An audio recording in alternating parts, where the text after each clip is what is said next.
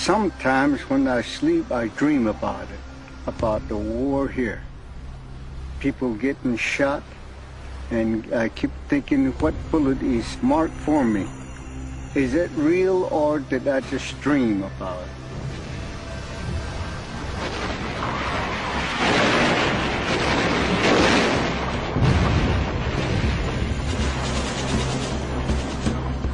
A lonely island in the Pacific, Iwo Jima. It would be the Marine Corps' bloodiest battle. It would also be the toughest test for one of America's secret weapons.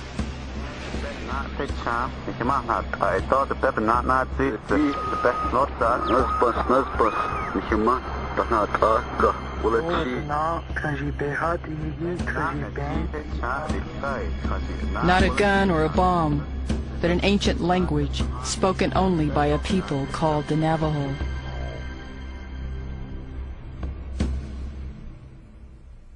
That at this place called Iwo Jima, all of those 50 years after the battle, over 1,000 veterans, American and Japanese, have returned to commemorate one of World War II's most deadly killing grounds. utmost loyalty and selfless dedication, and many gave their utmost here.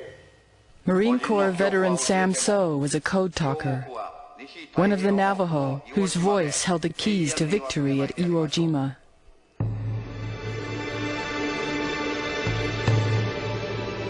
A 100 years before the war, these canyons were the battlefield, and the Navajo's adversary not a people from across the Pacific, but the United States itself. Legend holds that their warriors used a secret language on raids against their enemies. Even after they were confined to the reservation, the Navajo held proudly to their culture, their language, and their lands. Today, their herds still roam a reservation that stretches across parts of 3 southwestern states.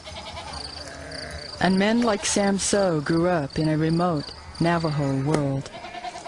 My father doesn't speak English, and I didn't speak English at all. I would say maybe I was either 9 or 10. And at the time, I had never seen a white man or woman. I have never seen a house at all. But for Sam and his generation, Navajo traditions were under attack. Children from the reservation were being sent to schools where the words and ways of the white man were forced upon them. You were restricted from talking your native tongue. You were to speak English only. You pick up those little pieces. Keith Little also served as a code talker. Like Sam, he was born to the Navajo language but schooled in a foreign tongue. You can't converse in English when you don't know the language to begin with.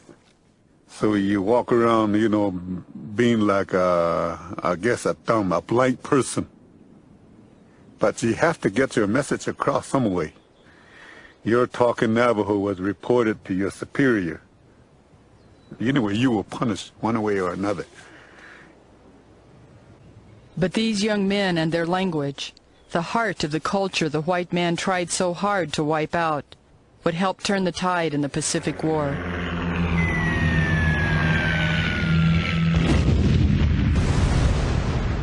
Japan's attack on Pearl Harbor crippled the Pacific Fleet.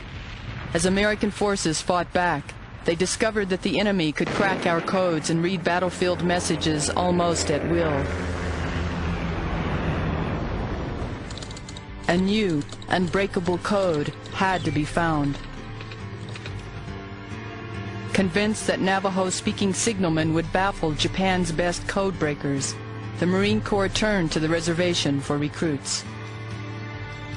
When you become a Marine, you have to, if your sergeant tells you to jump in the lake, you jump in the lake. You can't say simplified, always faithful. Keith Little and Sam So have met to share memories in Navajo fry bread.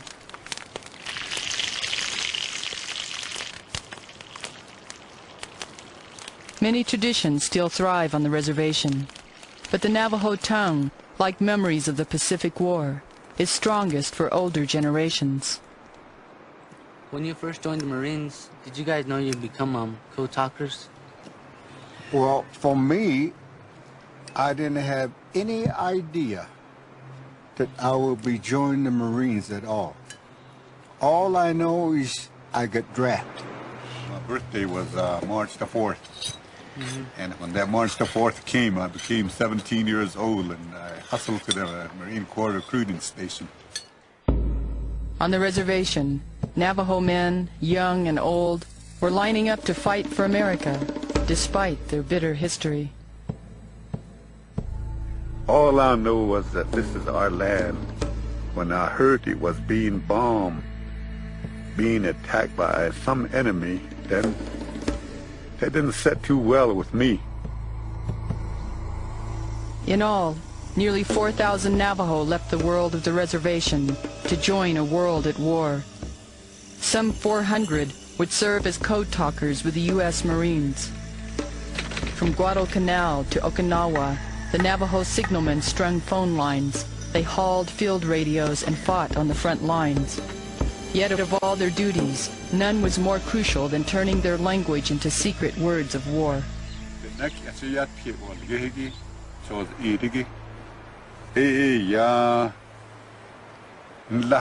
Subtle tones and complex structures make Navajo all but impossible for outsiders to understand. On the battlefield, it made an unbreakable code. The Marines' warrior language started with the English alphabet. Common Navajo words stood for individual letters, and the code talkers simply spelled out the messages. We sent it as a code, and then it'll be received on the other end as a regular message. Like if I talk to him from here, and my commanding officer gives me a message, a plain enlist message, and I sent it in Navajo code, and Sam will write it down on the other end as plain English as I got it from my commanding officer.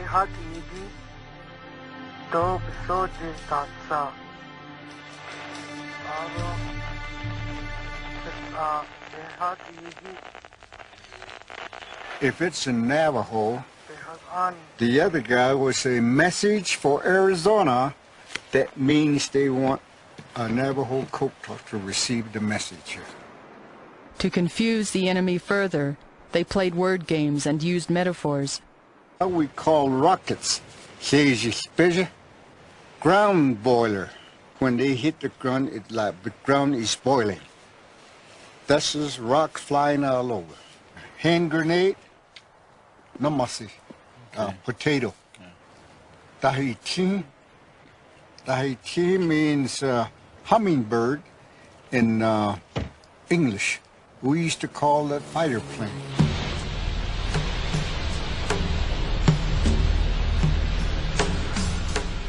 Hummingbirds and iron fish, ground boilers and potatoes. On an island called Iwo Jima, Navajo would be the language of war.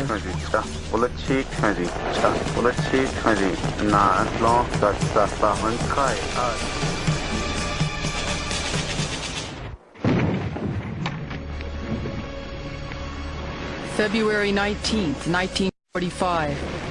The largest assault force the Marine Corps had ever assembled lay poised off Iwo Jima.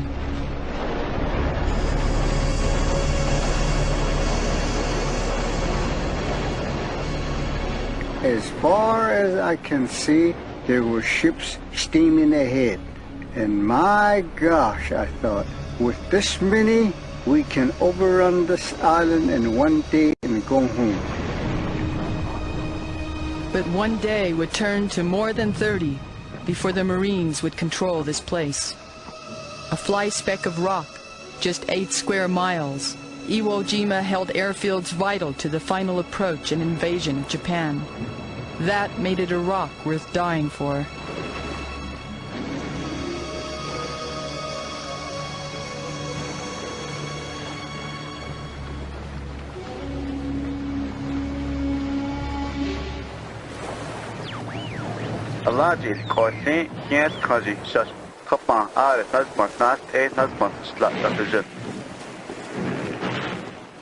And it was raining, it was slick that day, and we were wet and cold.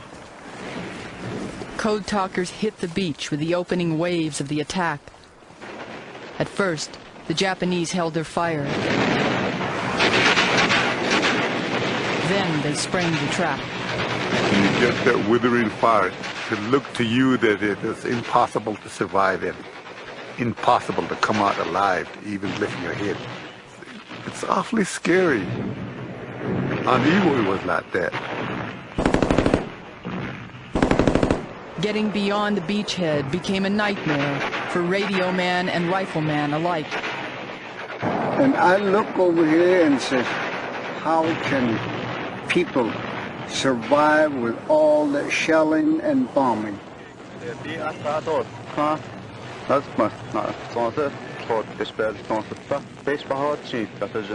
The communication was flowing around in Navajo. Emergency situations arise like a unit is pinned down. They need heavy fire into the target area so that the unit can get out of there.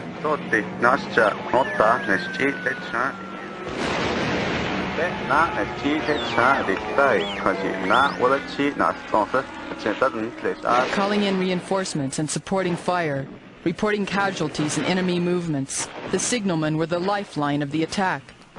Their bulky radios made the Navajo a clear target for snipers. But for their officers, there was an even greater threat: capture and the breaking of the code. Yeah, I remember that. He says, I want you guys to protect this goddamn Indian because we need him. He's got secrets that cannot be understood by the Japs. He didn't call them Japs, he called them gooks.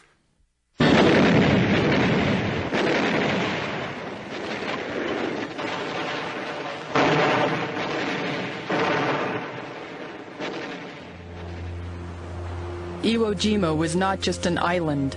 It was a fortress Japan had carved out of volcanic rock. Every outcrop bore heavy guns.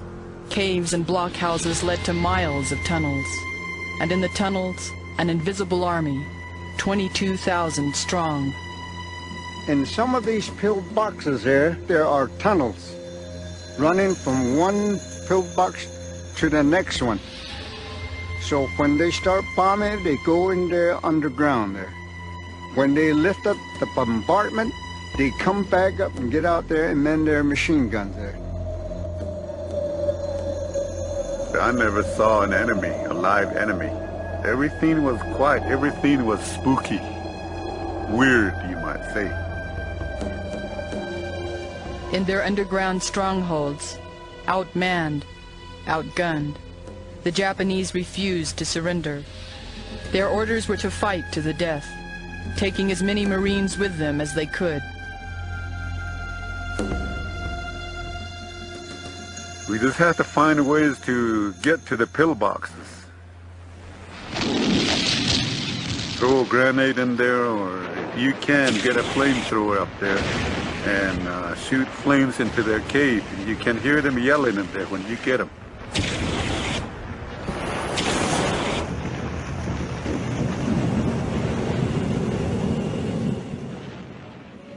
As the Marines pushed deeper into the island, they left a trail of corpses.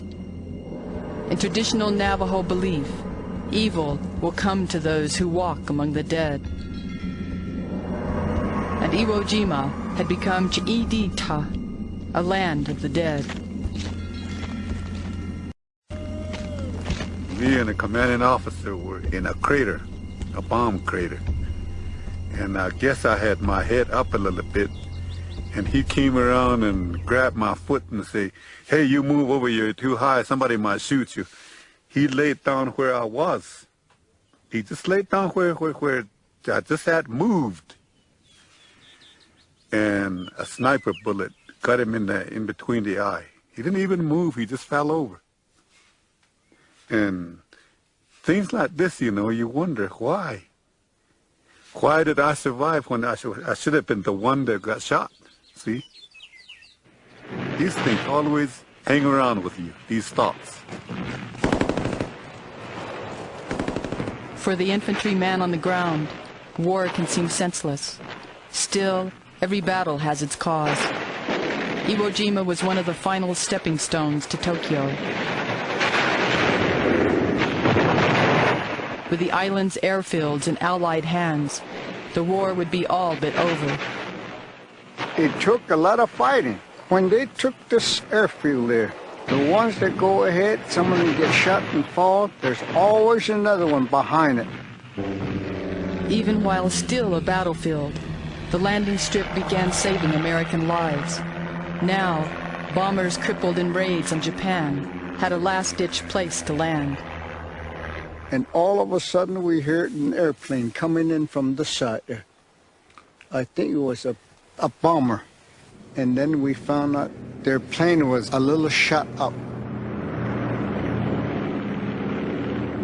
They land and the guys were wounded. I believe some of them were crying. And then they grabbed some of the Marines there. They were so happy that they made it here.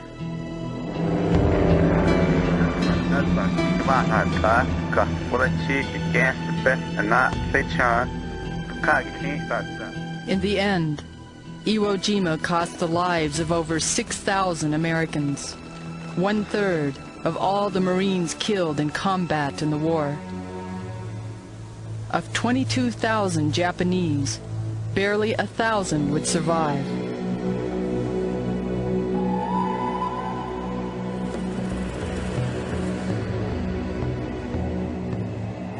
But for America, the price would have been far greater had it not been for the Navajo and a language the white man had once scorned. I think the Navajo tribe, I think they've done the right thing, regardless of how badly they were treated in the past. They still were willing to protect their land. They were willing to protect people that punished them, willing to protect people that conquered them. There's not a code talker that's going to say, the heck with the United States, the heck with America. They're going to say, this is my mother, this is my land, this is my everything that I have is right here. Navajo custom called for the returning warriors to leave the ghosts of war behind. Still, no power could make them forget all they had seen and done.